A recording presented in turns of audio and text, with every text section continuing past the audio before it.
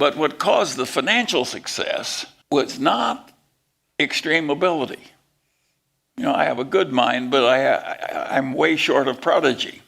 And I've had results in life that are prodigious. And that came from tricks. I just learned a few basic tricks from people like my grandfather. What were those tricks? What kind of...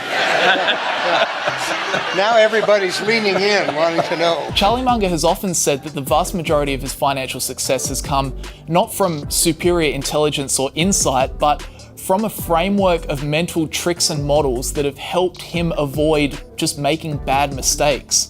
And by applying those mental tricks in the realm of stock market investing, he's been able to accumulate a net worth of $2.4 billion and will go down as one of the best investors and best thinkers to have ever lived.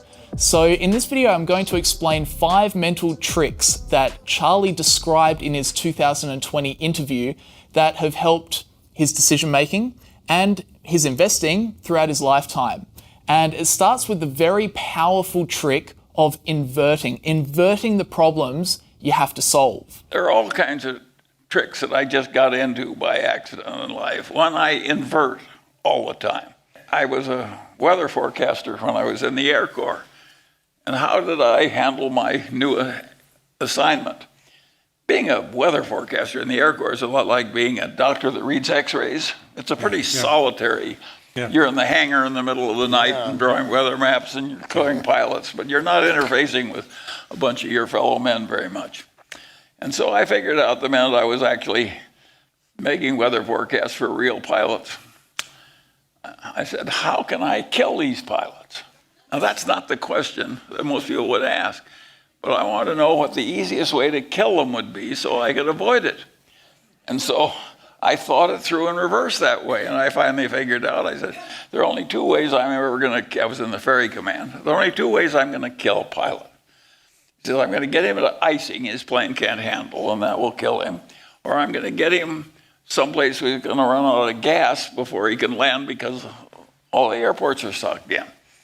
And I just was fanatic about avoiding those 2 hazards. My grandfather would say to me when I'm swimming, he'd say, swim as long as you want, but stay near the shore. But you can laugh, but no, he was a very wise man. Yeah, exactly. Yeah. Well, what I'm hearing you say is that you, as a discipline, look at what the risk is on the other side of the situation and you avoid that. That's one of the rules, right? Well, it's just that it's like a lot of practical problems in algebra. If you invert, you can solve it easily. If you don't, you can't solve it easily. Exactly right. And so, of course, I had that trick very early. And most people, they say, how can you, please tell us what you do to save India?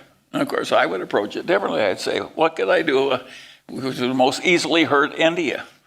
And approaching it in reverse that way, I got better results. You look at the vulnerabilities. Yeah, yes, and I have a whole bag of tricks like that.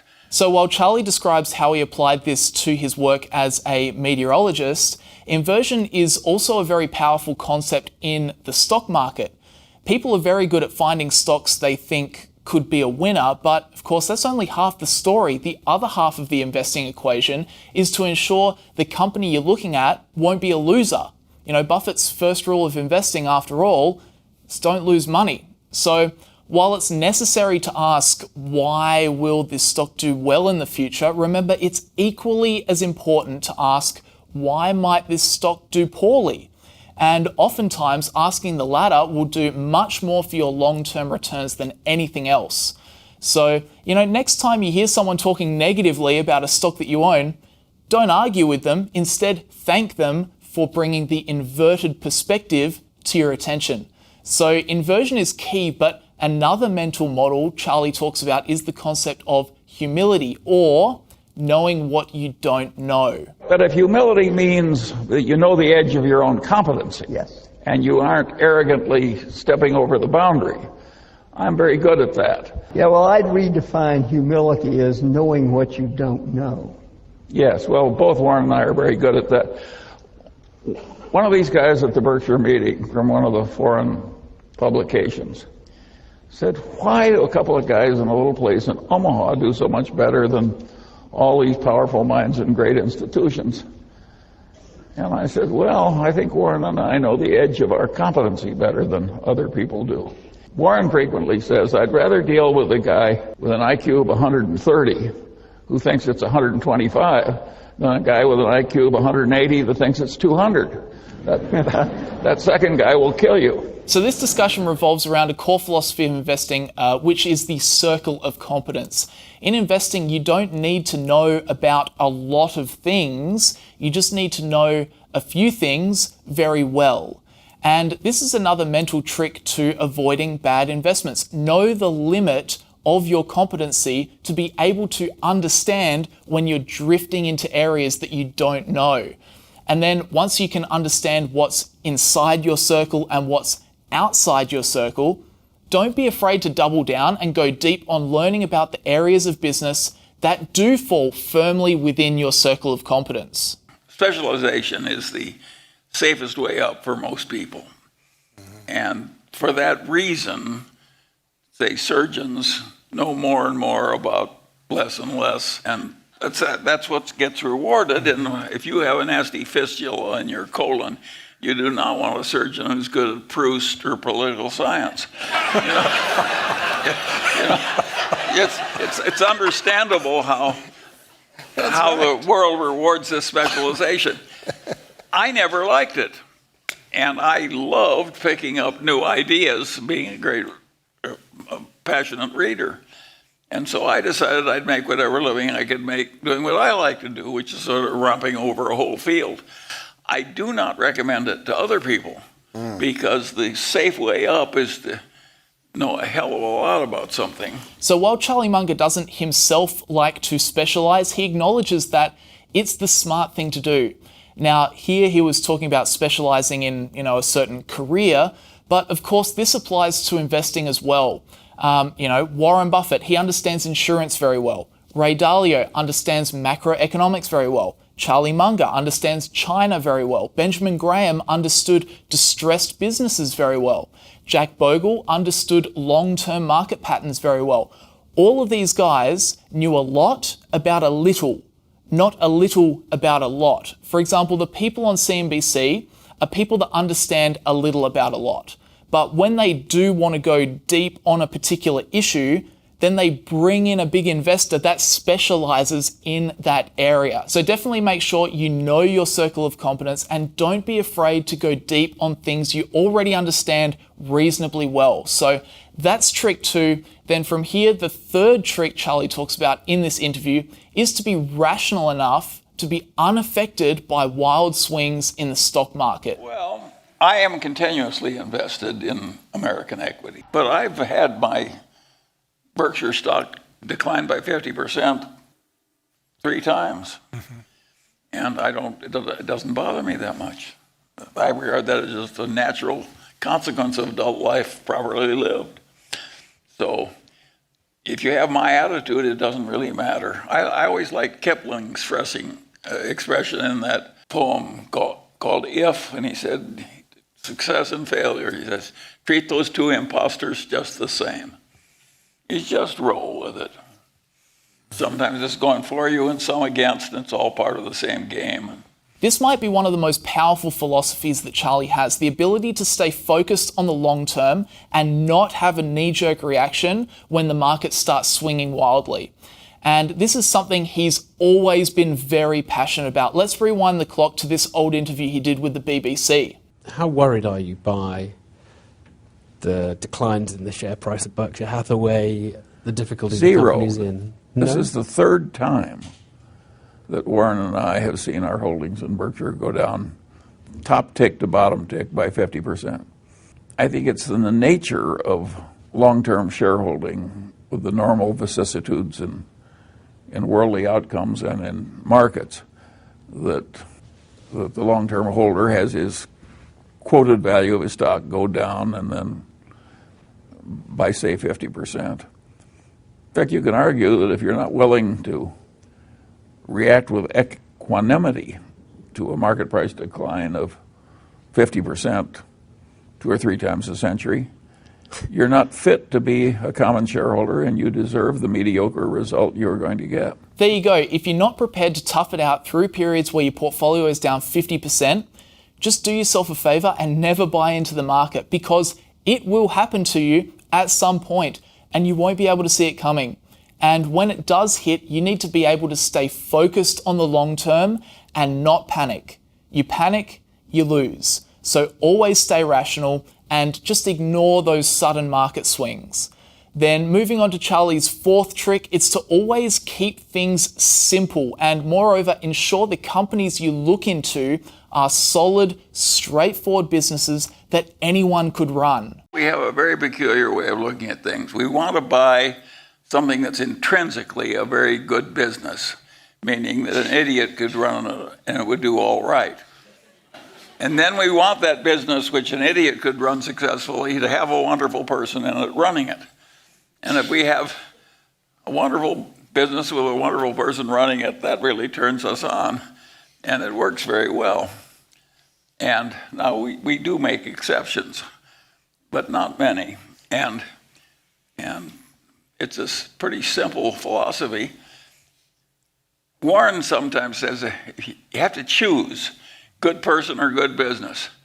You know what he says? This is not politically correct. He says good business. He wants something that has such tremendous strength. I had a friend when I practiced law, and he said, if it won't stand a little mismanagement, it's not much of a business. And we like businesses that stand a lot of mismanagement but don't get it.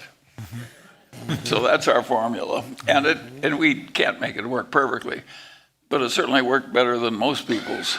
So ideally you want a wonderful business and a wonderful person running it, but the most important thing is that the business is solid and straightforward and it's got a big competitive advantage. You know, as Charlie said, if it won't stand a bit of mismanagement, then it isn't much of a business. So even though we like businesses that are well managed, above all else, finding a straightforward, strong business that anyone could run is definitely the top priority. And then finally, Charlie's fifth trick that helped him do very well in investing is a simple one. It's to read a lot. Take a listen. By the way, don't you read a book a day, something like that? You told me. Well, Maybe not. I read and I skim a lot. Yeah. I do the accidents of life. People give me books. I am in a torrent of books, and perfect strangers give me books. Yeah. Lots of them. And I almost never buy a book anymore. When I was young, I used to order them from the book review columns of the New York Times. And now that it's torrent of books comes in, I just select what I want. And I'm amazed at how well some of these people are reading me. I don't think you can take every bookish little boy and turn him into a billionaire by patting him on the head and say, read all you want, Johnny. But if it were that easy, there'd be more billionaires.